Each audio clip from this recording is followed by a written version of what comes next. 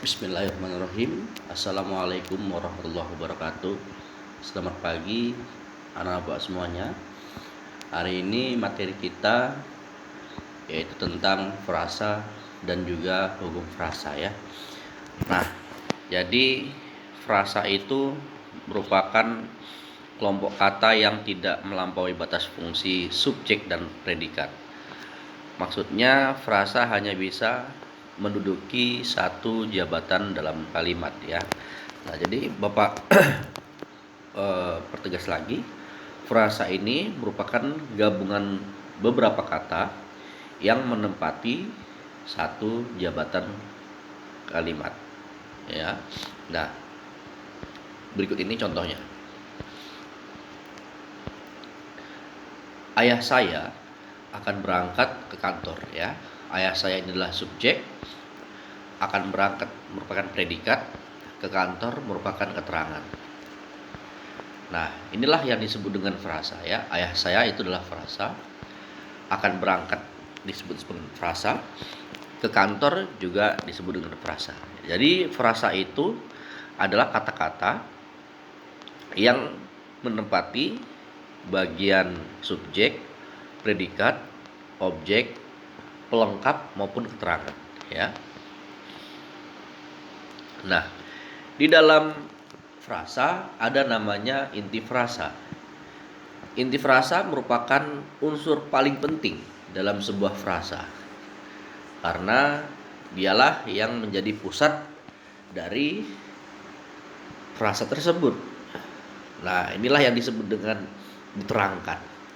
Kemudian selain diterangkan ada juga unsur yang melengkapinya atau yang menjelaskan. Inilah yang disebut dengan menerangkan. Maka nanti disebut dengan hukum DM, diterangkan menerangkan. Ya. Nah, coba kita lihat lagi. Ini contoh pola yang pertama, diterangkan menerangkan. Pada umumnya dalam bahasa Indonesia, frasa bahasa Indonesia itu merupakan berpola diterangkan menerangkan. Nah, misalnya meja hijau. Meja di sini intinya adalah meja hijau di sini intinya adalah meja. Kemudian hijau yang menerangkan. Maksudnya bagaimana? Unsur inti frasa meja hijau adalah meja. Berarti intinya adalah meja. Karena apa? Karena hijau bersifat menjelaskan bahwa kursi tersebut berwarna hijau. Ya, bukan berwarna merah, kuning atau yang lainnya. Kita buktikan dengan kalimat. Kakak membeli meja hijau. Kakak membeli meja, ini dapat diterima. Ya, masuk akal dia kalimatnya. Tapi kalau kakak membeli hijau, ini kurang dapat diterima ya. Maka inti dari frasa meja hijau adalah meja. Contoh yang kedua yaitu pola menerangkan diterangkan. Nah, ini terjadi pada posisi predikat kalimat. Contohnya akan datang. Ya, inti dari akan datang adalah datang. Mengapa datang? Karena akan merupakan menyatakan waktu. Ya, maka inti dari akan datang adalah datang. Nah, ini polanya menerangkan diterangkan ya. Maaf ya, ini salah pola ini. Harusnya menerangkan diterangkan. Pembuktiannya bisa kamu lihat di sini ya, Bobby akan datang. Di sini Bobby datang. Bobby akan kalau kami juga datang ya. Ini kurang bisa diterima. Selanjutnya ada yang berpola diterangkan. Merah putih. Nah, merah putih di sini merupakan frasa yang tidak bisa maksudnya frasa merah putih ini adalah frasa yang dua-duanya adalah inti, tidak bisa kita pisahkan ya, dua-dua adalah unsur yang paling penting. Nah, ini bisa kita buktikan. Merah putih adalah bendera resmi NKRI. Merah adalah bendera resmi NKRI. Putih adalah bendera resmi NKRI. Nah, jadi kedua kalimat ini kurang berterima karena terpisah frasa merah putih ini ya. Nah, selain inti frasa ada juga yang disebut dengan hukum frasa. Apa itu hukum frasa? Ya. Hukum frasa itu tiga ketentuan untuk menentukan apakah frasa tersebut sama dengan frasa yang lainnya. Nah, ketentuan itu yang pertama adalah jumlah kata. Yang kedua adalah pola frasa dan yang ketiga adalah jenis kata. Itulah contohnya di sini. Contohnya angin kencang. Nah, angin kencang ini kalau kita lihat dia jumlah katanya dua, kata angin dan kata kencang.